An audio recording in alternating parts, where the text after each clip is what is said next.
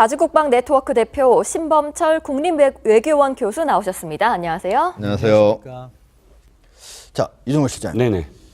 이 이제 남북 정상회담 그리고 북미 정상회담 이게 이제 다가오면서 남북 그리고 중미 간에 서로 비핵화 해법 구체적으로 어떻게 할 건가 이걸 가지고 지금 아주 수싸움이 치열하게 전개되고 있어요. 그렇습니다. 표현들이 사실은 큰 차이가 있음에도 불구하고 어떤 차이가 있는지 사실 국민들이 좀 헷갈려하는 부분도 있는데 네. 우리는 어쨌든 포괄적인 협상, 남측은 포괄적인 협상을 이제 이야기하고 있고 북측은 이번에 중국과의 어떤 협상에서 표현을 했죠. 단계적으로 하되 행동 대 행동. 이게 행동 대 행동이라는 어떤 행동을 이쪽이 취할 때 동시에 행동을 취해달라라는 것인데 사실 북한은 그 이전부터 이 이야기는 계속 해오고 있었던 부분입니다. 예. 미 측은 무조건 비핵화하라, 핵을 폐기하라. 그때 보상이 가능하다라는 것이고. 먼저 핵을 폐기하면. 예. 중국은 계속 이제 쌍중단, 그러니까 쌍궤 이 쌍궤 병행인데 문제는 쌍중단은 그러니까 우리가 아까 그 군사 훈련을 중단하면 동시에 이쪽에서도 핵을 동결하고 핵 도발 안 하고. 그러니까 예. 동시에 해야라 이런 그다음에 얘기입니다. 쌍궤병영은 뭐 그 이 모든 것들에 대한 어떤 그 단계별로 함께 그것도 역시 비슷한 우리가 개념이지만 이제 비핵화하는 과 동시에 또 뭐 저게 평화협정이라든지 평화협정이라든지 이런 어떤 것들 동시에 또 쌍궤로 그 병행하라는 것인데 결국은 이겁니다. 우리가 이제 남북미와 함께 이렇게 그 회담을 하려고 하니까 중국이 자신은 패싱되는 거 아니냐 하고 이제 끼어들었는데 거꾸로 중국이 북한과 남한을 함께 하니까 미국이 우리에 대해서 이제 경고를 날리기 시작하는. 그러니까 서로 배제하지 않는 함께 하려는 그런 움직임들이 지금 상황을 조금 우리로 봤을 때는 어렵게 만든다는 것이죠. 네. 지금 사국 사색 비핵화 방정식이 나와 있는데요. 신 교수님, 김정은 위원장이 이제 단계적 동시 조치를 언급을 했습니다. 이걸 어떤 의미로 지금 봐야 되는 건가요? 그러니까 뭐 북한의 전형적인 협상 전술이라고 생각합니다. 지금 북한이 이야기하는 게 다 다릅니다. 한국 정부에 대해서는 우리 정의용 특사 갔을 때 어떻게 했습니까? 위협이 해소되고 체제가 보장되면 비핵화하겠다 했어요. 네. 그런데 우리 정의용 특사가 미국에 가서 전달한 것은 그런 조건을 빼고 비핵화 부분을 강조해서 얘기했습니다. 조건을 빼고 안 빼고가 아예 다른 의미잖아요. 예, 그렇죠. 왜냐하면은 체제를 보장한다는 것은 결국엔 수교 이야기고요. 위협이 해소된다는 것은 과거 이야기에 따르면 한미동맹을 해체하라는 이야기이기 때문에 의미가 다른 거죠. 그런데 이번에 중국에 가서는 단계적이고 동시적인 조치. 그러니까 비핵화 협상에 임해도 자기들이 일괄타결로 핵을 한 번에 포기하지 않고 동결이면 동결, 신고면 신고, 그리고 다시 검증. 이 단계에 따라서 또 자기들이 가지고 있는 핵물질, 예. 미사일, 뭐 여러 가지 이슈들을 다 이렇게 또 이야기할 수 있기 때문에 지금 북한이 다양한 메시지를 던지고 있는데 어차피 이 정도는 예상했던 바라고 생각합니다. 네. 예상했던 먹구름이라고 생각하는데요. 그러니까 북한이 그럼 미국하고 이제 얘기할 때가 가장 중요한 거거든요. 그때까지 북한을 변화시켜야죠. 지금 신 교수님 얘기를 들어보면은 북한이 아주 간단하게 얘기를 하고 있지만 그 속에는 아주 심오한 그런 의미가 들어있다 이런 얘기인데 결국은 위협이 없고 그 얘기는 그게 한미동맹 해체하고 연관이 돼 있다 그죠? 예, 그렇습니다. 그리고 체제 안전이라고 하는 건 북미 수교하고 연관이 돼 있다. 예. 이게 그러니까 우리 일반 국민들은 이게 위협이 없어지고 뭐 체제가 보장되면 이걸 아주 쉽게 생각하지만 실질적으로는 매우 중요한 문제들이 다 숨어 있는 거네요. 그렇습니다. 마찬가지로 단계적 동부 조치라고 하는 것들도 이 말은 쉽지만 하나하나가 아주 중요한 얘기들이 들어있다는 거죠. 예, 그렇습니다. 그렇기 때문에 북한이 과거 그러니까 2016년 7월 6일 날 조선반도 비핵화라는 정부 공식 성명을 냅니다. 예. 거기에 다 들어있는 내용이거든요. 그렇기 때문에 그들이 이제 비핵화를 함에 있어서 조건을 그렇게 단다는 것은 그러니까 우리가 기대했던 것처럼 핵을 바로 내려놓겠다 그것은 아닌 거라고 생각하고요. 예. 그렇기 때문에 정상회담이라든가를 통해서 북한의 비핵화 의지를 견인하는 과정이 매우 중요하다. 왜냐하면은 지금 남북 정상회담이 끝나면 5월 달에 미북 정상회담이 예정되어 있는데 네. 그때 트럼프 대통령과 일정한 합의를 만들어내지 못한다면 미국은 더 강력한 조치를 할 가능성이 있거든요. 예. 그렇기 때문에 그런 상황을 예방하기 위해서라도 우리가 보다 빠르게 움직여서 미국과 중국을 동시에 견인해야 되는 과제를 안고 있다고 생각합니다. 자, 그러면은 북한에서 지금 단계적이라는 말을 썼고 또 하나는 또 동시 조치를 얘기를 했는데 이 두 가지가 뭘 의미하는 거고 만약에 단계로 한다면 몇 단계로 나눠서 하겠다는 건지. 어떻게 단계로 얘기하면 끝도 없습니다. 왜냐하면 기본적으로 이 단계를 정할 때 과거 9.19 공동성명이나 예. 육자회담 틀에서는 북한이 핵활동을 동결하고 네. 그것을 신고하고 그다음에 검증하고 이러한 세 가지 단계가 있었던 거죠. 예. 그런데 이 동결 자체도 자기들이 핵 활동을 갖다가 그러니까 영변 원자로를 갖다가 중단시키는 동결이 있을 수가 있고 네. 지금은 핵 능력이 고도화됐잖아요. 예. 그렇기 때문에 가지고 있는 핵물질로 핵무기를 만드는 것을 또 동결할 수가 있고 그러한 또 그것을 미사일까지 지금 만들고 있는데 미사일 만드는 것도 동결할 수 있고 각 단계마다 다 동결할 수 있고 또 그것을 나누어서 신고할 수도 있습니다. 네. 그렇기 때문에 진짜 살라미 전술이 될 수 있네요. 예, 그래서 전통적으로 북한의 전술을 이 살라미 소세지처럼 잘게 썰어서 그때그때 협상한다는 얘기를 했던 거고요.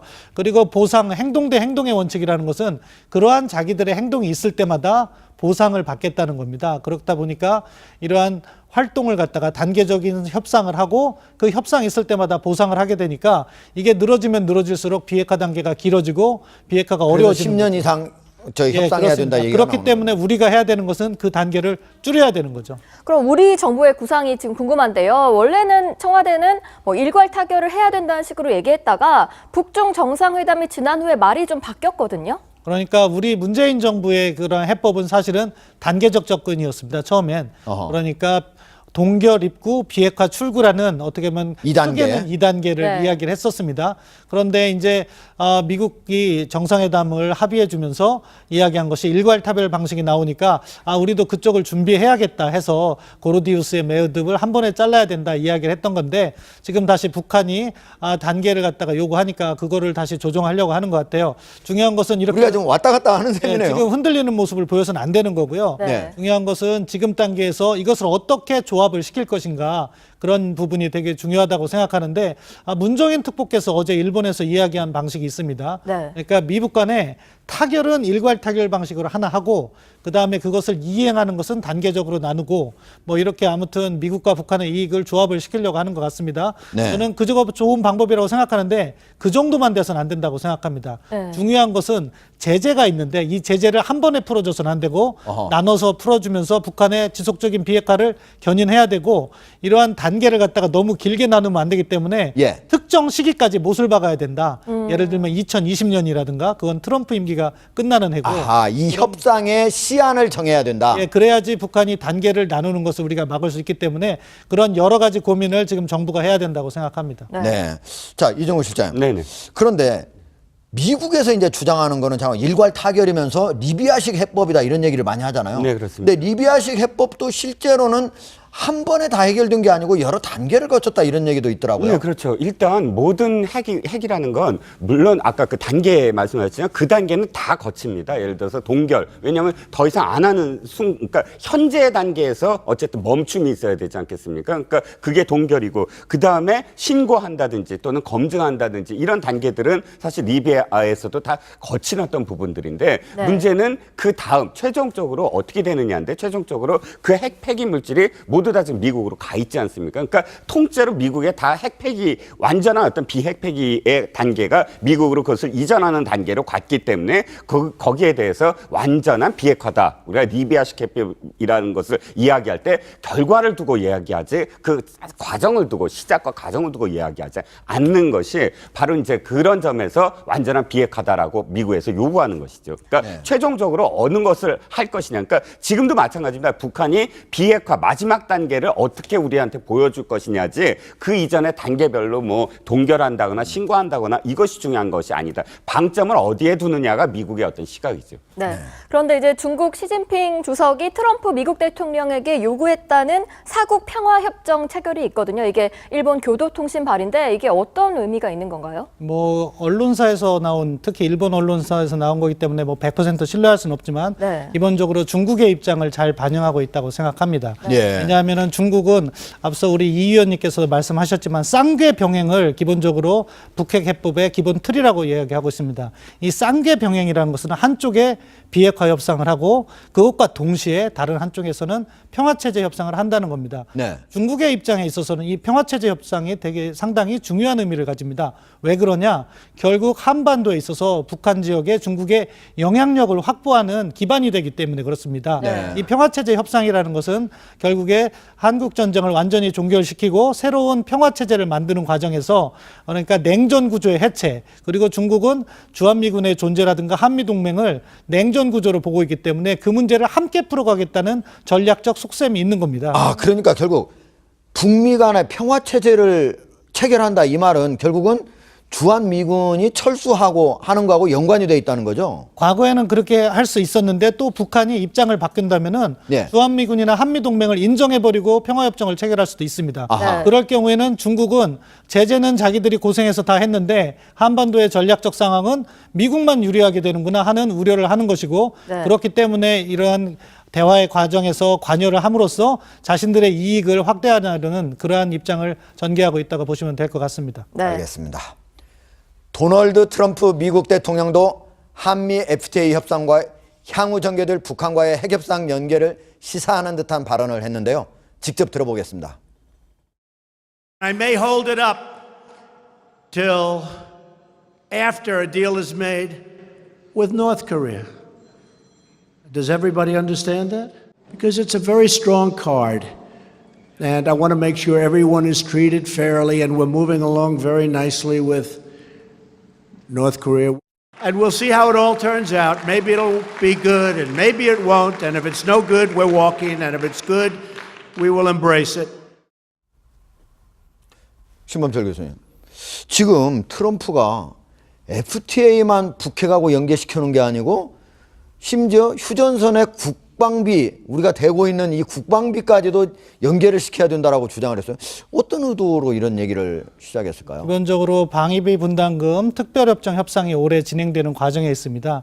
그런 부분에 있어서 한국의 양보를 얻어내기 위한 방식이라고 생각하는데 네. 사실은 미국의 대통령이 저런 식으로 접근하는 것은 바람직하지 않습니다. 왜냐하면 동맹국의 정상으로서 동맹을 배려해왔던 것이 과거 한 65년간 한미동맹의 기틀이었는데 네. 다른 접근을 하고 있는 거죠. 그런데 우리는 또 동시에 유의를 해야 됩니다. 미국에서 저러한 압박이 들어왔을 때 우리가 이러한 협상 과정이라든가 정세인식을 잘못할 경우 네. 한미동맹이 약화될 수 있기 때문에 지금 트럼프 대통령의 메시지는 두 가지가 있습니다. 네. 하나, 북핵 협상에서 미국 편을 들으라는 이야기입니다. 그렇기 때문에 FTA 개정 협상을 북미 정상회담 이후에 가져가겠다는 얘기고요. 네. 방위비 분담, 사실은 휴전선을 미군이 지키고 있지는 않습니다. 미군은 어떻게 보면은 지금 평택기지로 이렇게 옮기면서 어떻게 보면 전략적 위상을 더 강화하는 것이고 휴전선은 우리 군이 지키고 있는데 네. 아무튼 자기들의 방위 기여 이런 걸 강조하면서 방위비 분담금을 올려라 하는 메시지를 던지고 있는 것이기 때문에 미국의 요구사항과 우리의 이해를 잘 절충해서 지혜롭게 풀어가는 과정이 필요하다고 생각합니다. 신 대표님, 그러면은 미국이 현재 우리나라 한반도를 지키기 위해서 실제로 1년에 쓰고 있는 비용이 얼마나 되는 거예요? 정확하게 우리가 나서서 계산해 본 적은 없지만 미국 측의 주장대로는 지금 이제 28,500명이 있다가 지금 32,000명, 3사단 한 개 기갑 예단에 더 들어오면서 32,000명이거든요. 예. 어쨌든 28,500명을 기준으로 해서 1년에 2조 원 정도 쓴다라고 해서 그게 46%, 한 9,300억 정도로 우리가 내고 있었고 예. 그것이 이제 내년 19년부터는 달라져야 되기 때문에 내년도 예산 확정을 올해 5월까지 정도는 정부안에 나와야 되지 않습니까? 그래서 지금 이 시점에 방위비 분담금 협상을 하고 있는 겁니다. 참고로 일본은 50%를 내고 있습니다. 우리가 조금 덜 내는 거네요? 덜 내는 게 아니죠. 왜냐하면 일본은 그 하나하나 영수증까지 다 검증을 합니다. 그래서 실제로 쓴 돈에서 50%를 주는 게 일본 방식이고 예. 우리는 미국이 우리 이 정도 쓴다. 그러면 거기에서 우리가 46%를 주는 게 우리 방법인데 우리가 오히려 더 많이 낼 수도 있네요? 많이 낼 수 있죠. 그래서 실제로 미국 그 주한미군의 통장에 네. 1조 원이 넘는 지금 잔액이 남아 있습니다. 네. 거의 1년치 이상이 남아 있는 거네요. 반년치 정도가 남아 있는 것이죠. 반년치요? 예. 아주 그러니까 뭐 얼마나 절약해서 썼는지 모르겠지만 어쨌든 지금 한 1조 원 이상의 잔고가 남아 있고 지금 이제 전 세계에서 가장 미군이 많이 주도하는데 일본, 두 번째가 독일, 세 번째가 한국이거든요. 네. 독일 같은 경우는 지금 한 17% 정도 내고 있습니다. 그뿐이 안 내요? 왜냐하면 이제 그 냉전 체제가 무너지고 독일 주변에 독일의 전략적 가치가 많이 떨어졌지 않습니까? 네. 독일은 나가라 그러고 그것도 아깝다 나가라 그러고 미국도 독일에 지금 굳이 이 돈을 내고 지금 주둔할 필요가 있을까? 어마어마한 돈을 내고 있으니까. 예. 왜냐하면 그 유럽에 지금 러시아 위협이 상당히 다운됐는데 차라리 지금 피벗 투 아시아 그래서 이 한국이나 이 아시아 쪽으로 이 병력과 돈을 옮기는 게 좋지 않은가 이제 이런 논의가 있는데 어쨌든 네. 한국이 굉장히 중요한데 미국에게도 사실은 이 주한미군이 주둔하는 것이 되게 중요합니다. 아까 이제 그 평화협정을 체결하면 한미동맹이 해체되지 않을까, 주한미군이 철수되지 않을까 네. 이런 예상이 있지만 예, 그런 우려가 있죠, 분명히. 네, 그렇지만 이제 그런 우려 있습니다. 그래서 지난 노무현 정권 때부터 한미 동맹을 어떤 식으로 바꾸기 시작했냐면 포괄적 전략 동맹. 네. 그래가지고 이제 한미 동맹 즉 북한이 없어져도 이 전 세계적인 지구적인 어떤 그 안보 가치를 같이 협력해 나가는 어허. 동맹으로 바꿨기 때문에 어쨌든 뭐 한미 동맹은 굉장히 미국엔 중요한 동맹 가치입니다. 그리고 유엔 안보리가 이번에 대북 제재 결의안을 위반했다면서 대북 블랙리스트를 49개를 더 추가했거든요. 이거는 미국의 또 요구로 이루어진 거라면서요? 네. 네, 그렇습니다. 그 49개를 추가를 했는데 거기 보면 이제 금융기관 또 금융인 그리고 선박 뭐 이런 것들 다 해가지고 예. 한 80여 개가 지금 이제 토탈 그 돼 있는데 최초에는 미국이 한 60여 개를 안보리에다 지정을 요구를 했어요. 그런데 이제 그 중에서 49개가 가결이 되었죠. 예. 어쨌든 이것으로 인해서 기존에 이 49개를 추가하기 전에도 사실은 북한 입장에서는 굉장히 아픈 어떤 제재가 진행이 되고 있었는데 이 49개의 인사와 또 금융기관 그리고 이제 선박들이 추가 지정이 됨으로 해서 또 이 선박들이 그 바다에서 환적해 나가는 그런 것들을 감시하기 위해서 CIA가 지금 정찰기까지 동원해서 네. 중국 예난을 지금 감시를 하고 있거든요. 아하. 당분간은 북한이 점점 더 어려워지는 상황이 되지 않을까 생각합니다. 네. 신 교수님, 그러면은 지금 49곳을 추가로 한 건데 총 지금 현재 유엔 안보리의 제재를 받고 있는 게 얼마나 되는 겁니까? 예, 그러니까 유엔에서 대북 제재를 관리하고 있는 위원회 이름이 1718 위원회입니다. 1718 위원회. 왜냐하면 안보리 결의 1718이 북한 핵실험에 의해서 만들어졌거든요. 네. 그 결의를 갖다가 기념해서 그 이름을 따고 있는데 거기에 보면은 지금 개인은 80명, 기관은 총 75개 기관 이렇게 제재를 하고 있다고 합니다. 네. 그리고 중국은 반대로 북한에 선물 보따리를 줬는데요. 경제, 군사 협력을 확대하겠다고 했어요. 그러면은 원유 공급을 좀 확대할 수도 있다고 받아들여야 되는지, 그리고 만약에 미국이 북한을 선제 공격, 군사 공격을 하면은 그때 중국이 우리가 군사 협력을 할 수 있다 이렇게 또 받아들여야 되는지 궁금한데요. 예, 뭐 그 내용이 정확하게 알려지지 않고 있기 때문에 뭐 약간 추정을 할 수밖에 없는데 예. 기본적으로 과거 김정일 국방위원장 시절에 중국을 방문할 경우에는 중국으로부터 선물이 갔습니다. 네. 경제 지원이 갔죠. 예. 이번에 김정은 위원장이 방중을 했을 때도 무언가 갔을 거라고 생각합니다. 다만 중국도 유엔 안전보장이사의 상임이사국으로서 유엔 제재 결의를 정면으로 위반하는 것은 쉽지 않을 겁니다. 따라서 원유를 준다거나 하지는 않을 거라고 생각합니다. 네. 가장 가능성이 높은 것은 제재를 이행함에 있어서 단속을 좀 완화하는 것입니다. 느슨하게 예, 한다는 그러니까 말씀이죠. 그러한 단속만 느슨하게 해도 중국의 기업이나 상점들이 북한과 거래를 시작할 겁니다. 최근에 뭐 단동 지역에서 북한 상점이 다시 열었다 이런 이야기도 있는데 네. 아무튼 그렇기 때문에 우리가 모니터링을 잘 해야 될 것이고 군사협력 부분은 아직 불투명합니다. 지금 미국과 북한이 정상회담을 앞두고 있지만 그것이 결렬된다고 해서 트럼프 대통령이 바로 북한을 공격할 것이냐 아직 그것은 가능성이 낮다고 생각합니다. 네. 네. 해상 차단 작전이라든가 그런 부분에 있어서 단속을 강화하는 걸 할 수 있을 텐데 아무튼 그 다음 단계에서 북한이 계속해서 핵을 개발하고 도발을 강화한다면 미국의 군사 옵션은 살아있는 카드가 되고 그때 과연 중국이 어떻게 북한을 지원할 것이냐 어허. 그러한 부분에 있어서도 김정은은 고민을 할 것이고 그런 이야기를 했을 가능성은 있다 이렇게 말씀드리고 싶습니다. 네. 알겠습니다. 이종호 실장님. 네. 자, 그전에는 없었던 일인데 그렇죠. 시진핑이 김정은한테 2억 넘는 마오타이주를 이제 같이 정상회담 때 같이 마셨잖아요. 예. 근데 그거 가지고 중국의 누리꾼들이 야, 왜 이렇게 김정은이 뭐길래 이렇게 비싼 마오타이주 같이 마셨냐 하고 불만을 터뜨려서 아주 이례적인 일이에요. 네, 이례적인 일입니다. 일단 그 감안해야 될 건 이것을 보도한 매체가 자유아시아 방송입니다. 미국에서는. 근데 중문판에서 보도를 했고요. 근데 사실 이것이 굉장히 이제 좀 이야기가 맞는 것이 중국의 이제 인터넷에 그 사진이 올라왔는데 그 예. 사진에서 뭐 시진핑이 이제 그 김정은한테 환대를 하는 만찬 장면에서 뒤에 종업원이 들고 있는 술인데요. 그 술이 약 2억 원짜리 마오타이주는 그게 굉장히 유명하지만 128만 위안. 그러면 2억이 넘어요. 한 2억 2억이 정도. 넘죠. 예. 그러니까 2억 원짜리 그 이 마오타이주를 들고 있는 것이 나왔습니다.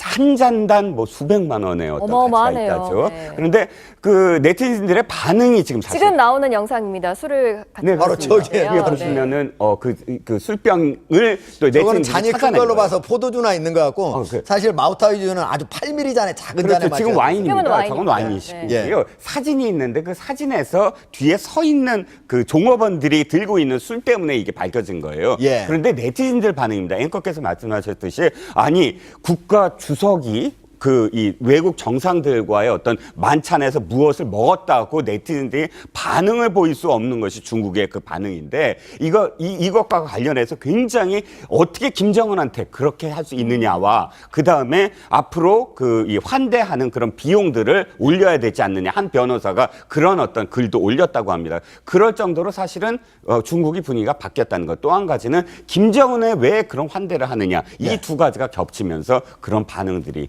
올려지고 있는 것 같습니다. 네.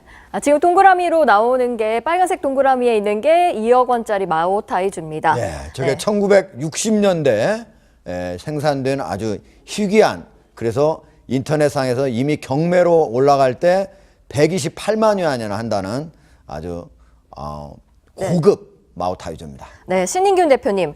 오늘부터 한미 연합 훈련이 시작되는데요. 뭐 공격이 아닌 방어가 핵심이라고 하는데 과거와 달라진 점이 있다면 뭐가 달라졌을까요? 네, 그렇죠. 이제 작년까지는 재작년부터 해서 한국 합참주도의 즉 전자권 전환을 염두에 두고 한국 합참주도의 작계 501호에 따른 한미연합 훈련을 했어요. 네. 그게 이제 참수작전을 비롯한 선제공격 훈련 뭐 이런 것들이 있는데 올해는 방어적인 성격의 북한의 전면 공격이 있으면 그것을 방어하고 반격하는 그 작전 개념인 작계 5027 바로 이제 미군 주도죠. 그런 걸 가지고 올해는 연습을 하게 되고 3대 전략 자산이라고 있습니다. 예. 네. 핵 추진 항공모함 그리고 전략 핵 잠수함, 전략 핵 폭격기 이런 것들이 다 이번에는 참가하지 않는다라는 그런 특징이 있는 그런 훈련입니다. 네. 지금 우리가 컴퓨터 그래픽으로 화면에도 나갔지만은 우리 국방부는 예년과 뭐 비슷한 수준으로 똑같이 훈련을 한다고 했지만 실제로 보니까 좀 많이 줄어들 수밖에 없네요. 그렇죠. 일단 항공모함 한 척만 안 와도 항공모함 승조원이 6,000명이기 때문에 예. 군병이 6,000명이 줄어드는 것이죠.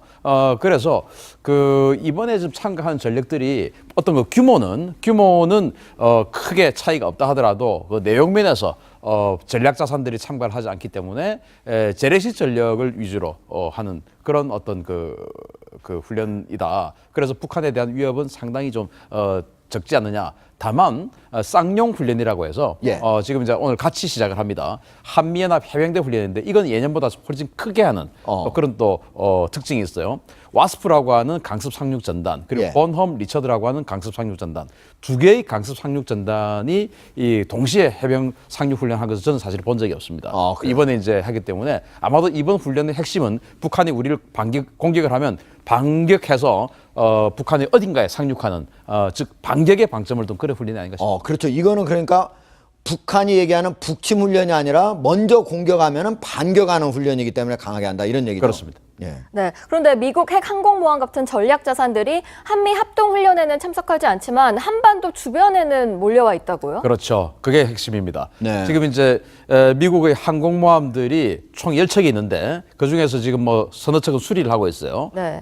그래서 직접 움직일 수 있는 항공모함이 실제 한 6척 정도밖에 안 됩니다. 네. 그중에 2척은 지금 그 대서양에서 훈련을 하고 있고 한 척은 지금 출항을 준비를 하고 있어요. 시애틀에서.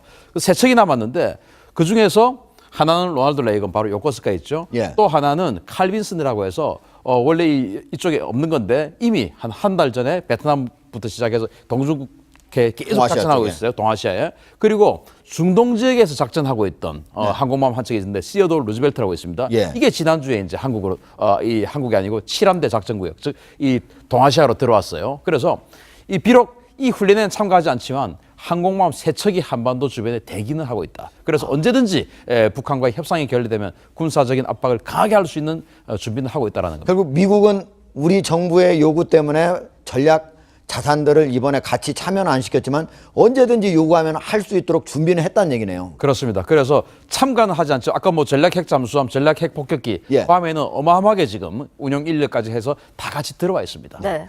자, 그런데 우리가 내년부터 도입하는 최신의 전투기 F-35 전투기, 이것을 가지고 이스라엘이 시리아하고 이란을 좀 정찰을 했는데 거기에서는 방공망이 있었지만 전혀 눈치를 채지 못했다. 그렇죠. 지난주에 바로 이 화면에 보이는 이 F-35의 우리 인수식을 했었죠. 미국에서. 그래가지고 올해 6대가 우리에게 이제 인수가 되고 저것을 올 연말 그리고 내년 초까지 해서 우리 한국으로 가져옵니다. 그래서 2021년까지 총 40대 F-35 들어오는데 이스라엘도 이 F-35를 샀어요. 예. 근데 이스라엘이 시리아에 들어갔습니다. 이 F-35를 타고. 그리고 이란에 들어갔는데 거긴 또 핵 원자력 그 발전소 상공을 또 비행을 하고 왔어요. 네. 네. 그런데 시리아와 이란이 전혀 이 F-35의 침투를 감지를 하지 못했습니다. 왜냐하면 우리도 나중에 그러면 북한을 몰래 그렇죠. 정찰할 수 있다. 이게 의미가 있는 것이 시리아나 이란의 방공망, 즉 레이더나 지대공 미사일들이 북한하고 아주 비슷합니다. SA-2, SA-5. 왜냐하면 구소련으로부터 다 구입을 한 나라들이기 네. 때문에 아주 비슷한데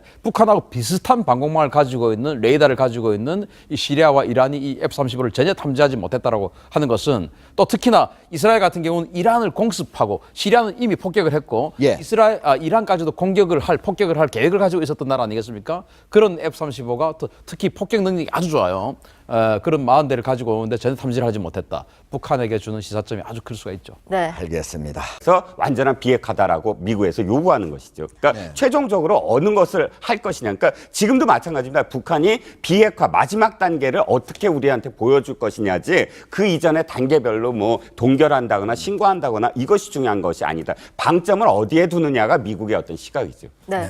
그런데 이제 중국 시진핑 주석이 트럼프 미국 대통령에게 요구했다는 사국 평화협정 체결이 있거든요. 이게 일본 교도통신 발인데 이게 어떤 의미가 있는 건가요? 뭐 언론사에서 나온 특히 일본 언론사에서 나온 거기 때문에 뭐 100% 신뢰할 수는 없지만 네. 기본적으로 중국의 입장을 잘 반영하고 있다고 생각합니다. 예. 왜냐하면은 중국은 앞서 우리 이 의원님께서도 말씀하셨지만 쌍계 병행을 기본적으로 북핵 해법의 기본 틀이라고 이야기하고 있습니다. 이 쌍계 병행이라는 것은 한쪽에 비핵화 협상을 하고 그것과 동시에 다른 한쪽에서는 평화체제 협상을 한다는 겁니다. 네. 중국의 입장에 있어서는 이 평화체제 협상이 되게 상당히 중요한 의미를 가집니다. 왜 그러냐? 결국 한반도에 있어서 북한 지역에 중국의 영향력을 확보하는 기반이 되기 때문에 그렇습니다. 네. 이 평화체제 협상이라는 것은 결국에 한국 전쟁을 완전히 종결시키고 새로운 평화체제를 만드는 과정에서 그러니까 냉전 구조의 해체 그리고 중국은 주한미군의 존재라든가 한미동맹을 냉전 구조로 보고 있기 때문에 그 문제를 함께 풀어가겠다는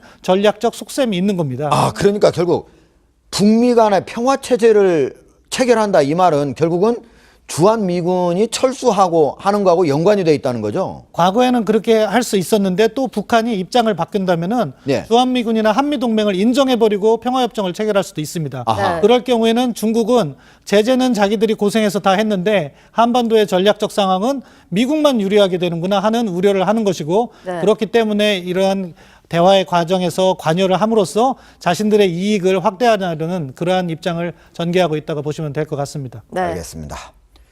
도널드 트럼프 미국 대통령도 한미 FTA 협상과 향후 전개될 북한과의 핵협상 연계를 시사하는 듯한 발언을 했는데요. 직접 들어보겠습니다. I may hold it up till after a deal is made. 때문에 그들이 이제 비핵화를 함에 있어서 조건을 그렇게 단다는 것은 그러니까 우리가 기대했던 것처럼 핵을 바로 내려놓겠다 그것은 아닌 거라고 생각하고요. 예. 그렇기 때문에 정상회담이라든가를 통해서 북한의 비핵화 의지를 견인하는 과정이 매우 중요하다. 왜냐하면은 지금 남북 정상회담이 끝나면 5월달에 미국 정상회담이 예정되어 있는데 네. 그때 트럼프 대통령과 일정한 합의를 만들어내지 못한다면 미국은 더 강력한 조치를 할 가능성이 있거든요. 예. 그렇기 때문에 그런 상황을 예방하기 위해서라도 우리가 보다 빠르게 움직여서 미국과 중국을 동시에 견인해야 되는 과제를 안고 있다고 생각합니다. 자, 그러면은 북한에서 지금 단계적이라는 말을 썼고 또 하나는 또 동시 조치를 얘기를 했는데 이 두 가지가 뭘 의미하는 거고 만약에 단계로 한다면 몇 단계로 나눠서 하겠다는 건지 단계로 얘기하면 끝도 없습니다. 왜냐하면 기본적으로 이 단계를 정할 때 과거 9.19 공동성명이나 예. 육자회담 틀에서는 북한이 핵활동을 동결하고 네. 그것을 신고하고 그다음에 검증하고 이러한 세 가지 단계가 있었던 거죠. 예. 그런데 이 동결 자체도 자기들이 핵 활동을 갖다가 그러니까 영변 원자로를 갖다가 중단시키는 동결이 있을 수가 있고 네. 지금은 핵 능력이 고도화됐잖아요. 예. 그렇기 때문에 가지고 있는 핵물질로 핵무기를 만드는 것을 또 동결할 수가 있고 그러한 또 그것을 미사일까지 지금 만들고 있는데 미사일 만드는 것도 동결할 수 있고 각 단계마다 다 동결할 수 있고 또 그것을 나누어서 신고할 수도 있습니다. 네. 그렇기 때문에 진짜 살라미 전술이 될 수 있네요. 예, 그래서 전통적으로 북한의 전술을 이 살라미 소세지처럼 잘게 썰어서 그때그때 협상한다는 얘기를 했던 거고요. 그리고 보상, 행동 대 행동의 원칙이라는 것은 그러한 자기들의 행동이 있을 때마다 보상을 받겠다는 겁니다. 그렇다 보니까 이러한 활동을 갖다가 단계적인 협상을 하고 그 협상 있을 때마다 보상을 하게 되니까 이게 늘어지면 늘어질수록 비핵화 단계가 길어지고 비핵화가 그래서 어려워지는 10년 이상 저희 예, 협상해야 된다 그렇습니다. 얘기가 그렇기 나오는 때문에 우리가 해야 되는 것은 그 단계를 줄여야 되는 거죠. 그럼 우리 정부의 구상이 지금 궁금한데요. 원래는 청와대는 뭐 일괄 타결을 해야 된다는 식으로 얘기했다가 북중 정상회담이 지난 후에 말이 좀 바뀌었거든요. 그러니까 우리 문재인 정부의 그런 해법은 사실은 단계적 접근이었습니다. 처음엔. 어허. 그러니까 동결 입구, 비핵화 출구라는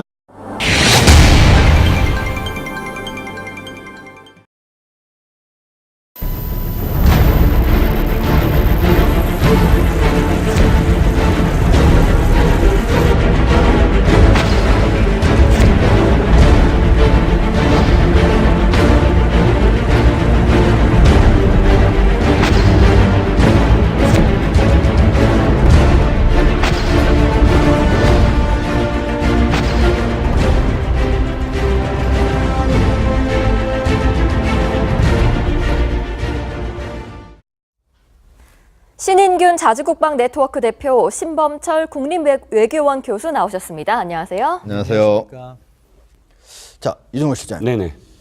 이 이제 남북 정상회담 그리고 북미 정상회담 이게 이제 다가오면서 남북 그리고 중미 간에 서로 비핵화 해법 구체적으로 어떻게 할 건가 이걸 가지고 지금 아주 수싸움이 치열하게 전개되고 있어요. 그렇습니다. 표현들이 사실은 큰 차이가 있음에도 불구하고 어떤 차이가 있는지 사실 국민들이 좀 헷갈려하는 부분도 있는데 네. 우리는 어쨌든 포괄적인 협상, 남측은 포괄적인 협상을 이제 이야기하고 있고 북측은 이번에 중국과의 어떤 협상에서 표현을 했죠. 단계적으로 하되 행동 대 행동. 이게 행동 대 행동이라는 어떤 행동을 이쪽이 취할 때 동시에 행동을 취해달라라는 것인데 사실 북한은 그 이전부터 이 이야기는 계속 해오고 있었던 부분입니다. 예. 미 측은 무조건 비핵화하라, 핵을 폐기하라. 그때 보상이 가능하다라는 것이고. 먼저 핵을 폐기하면. 예. 중국은 계속 이제 쌍중단, 그러니까 쌍괴 이 쌍괴 병행인데 문제는 쌍중단은 그러니까 우리가 아까 그 군사 훈련을 중단하면 동시에 이쪽에서도 핵을 이 동결하고 핵도발을 안 폐기하고 하고. 그러니까 예. 동시에 해야라 이런 그다음에 얘기입니다. 쌍궤병영은 뭐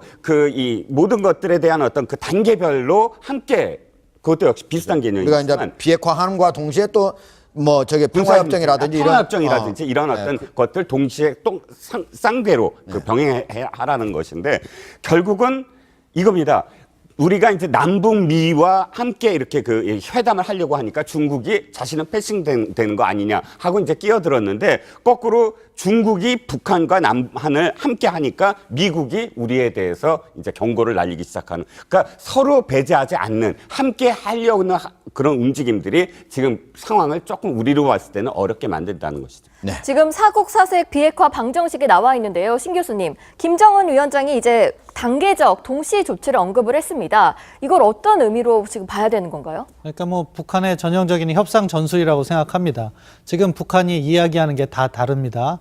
한국 정부에 대해서는 우리 정의용 특사가 갔을 때 어떻게 했습니까? 위협이 해소되고 체제가 보장되면 비핵화하겠다 했어요. 네. 그런데 우리 정의용 특사가 미국에 가서 전달한 것은 그런 조건을 빼고 비핵화 부분을 강조해서 그 얘기했습니다. 조건을 빼고 안 빼고가 아예 다른 의미잖아요. 예, 그렇죠. 왜냐하면은 체제를 보장한다는 것은 결국엔 수교 이야기고요. 위협이 해소된다는 것은 과거 이야기에 따르면 한미동맹을 해체하라는 이야기이기 때문에 의미가 다른 거죠. 그런데 이번에 중국에 가서는 단계적이고 동시적인 조치. 그러니까 비핵화 협상에 임해도 자기들이 일괄 타결로 핵을 한 번에 포기하지 않고 동결이면 동결, 신고면 신고, 그리고 다시 검증 이 단계에 따라서 또 자기들이 가지고 있는 핵물질, 예. 미사일 뭐 여러 가지 이슈들을 다 이렇게 또 이야기할 수 있기 때문에 지금 북한이 다양한 메시지를 던지고 있는데 어차피 이 정도는 예상했던 바라고 생각합니다. 네. 예상했던 먹구름이라고 생각하는데요. 그러니까 북한이 그럼 미국하고 이제 얘기할 때가 가장 중요한 거거든요. 그때까지 북한을 변화시켜야죠. 지금 신 교수님 얘기를 들어보면은 북한이 아주 간단하게 얘기를 하고 있지만 그 속에는 아주 심오한 그런 의미가 들어있다 이런 얘기인데 결국은 위협이 없고 그 얘기는 그게 한미동맹 해체하고 연관이 되어 있다 그죠? 예, 그렇습니다. 그리고 체제 안전이라고 하는 건 북미 수교하고 연관이 되어 있다. 예. 이게 그러니까 우리 일반 국민들은 이게 위협이 없어지고 뭐 체제가 보장되면 이걸 아주 쉽게 생각하지만 실질적으로는 매우 중요한 문제들이 다 숨어 있는 거네요. 그렇습니다. 마찬가지로 단계적 동부 조치라고 하는 것들도 이 말은 쉽지만 하나하나가 아주 중요한 얘기들이 들어있다는 거죠. 예, 그렇습니다. 그렇기 때문에 북한이 과거 그러니까 2016년 7월 6일 날 조선반도 비핵화라는 정부 공식 성명을 냅니다. 예. 거기에 다 들어있는 내용이거든요. 그렇기 때문에 어떻게 보면 2단계. 크게는 2단계를 네. 이야기를 했었습니다. 그런데 이제 미국이 정상회담을 합의해 주면서 이야기한 것이 일괄 타결 방식이 나오니까 우리도 그쪽을 준비해야겠다 해서 고르디우스의 매듭을 한 번에 잘라야 된다 이야기를 했던 건데 지금 다시 북한이 단계를 갖다가 요구하니까 그거를 다시 조정하려고 하는 것 같아요.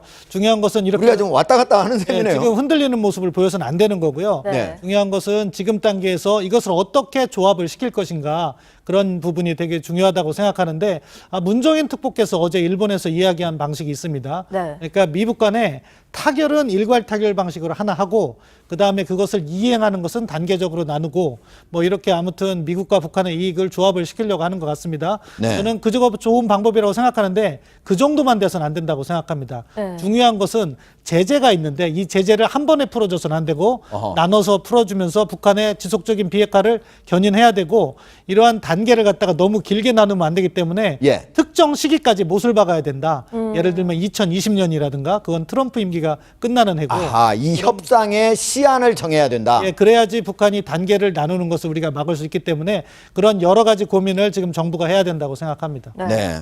자, 이정우 실장님. 네네. 그런데 미국에서 이제 주장하는 거는 잠깐 일괄 타결이면서 리비아식 해법이다 이런 얘기를 많이 하잖아요. 네, 그렇습니다. 근데 리비아식 해법도 실제로는 한 번에 다 해결된 게 아니고 여러 단계를 거쳤다 이런 얘기도 있더라고요. 네, 그렇죠. 일단 모든 핵이라는 건 물론 아까 그 단계 말씀하셨지만 그 단계는 다 거칩니다. 예를 들어서 동결. 왜냐하면 더 이상 안 하는 그러니까 현재 단계에서 어쨌든 멈춤이 있어야 되지 않겠습니까? 그러니까 그게 동결이고 그 다음에 신고한다든지 또는 검증한다든지 이런 단계들은 사실 리비아에서도 다 거치놨던 부분들인데 네. 문제는 그 다음 최종적으로 어떻게 되느냐인데 최종적으로 그 핵 폐기 물질이 모두 다 지금 미국으로 가 있지 않습니까? 그러니까 통째로 미국의 다 핵폐기 완전한 어떤 비핵폐기의 단계가 미국으로 그것을 이전하는 단계로 갔기 때문에 거기에 대해서 완전한 비핵화다. 우리가 리비아식 해법이라는 것을 이야기할 때 결과를 두고 이야기하지 그 과정을 두고 시작과 과정을 두고 이야기하지 않는 것이 바로 이제 그런 점에서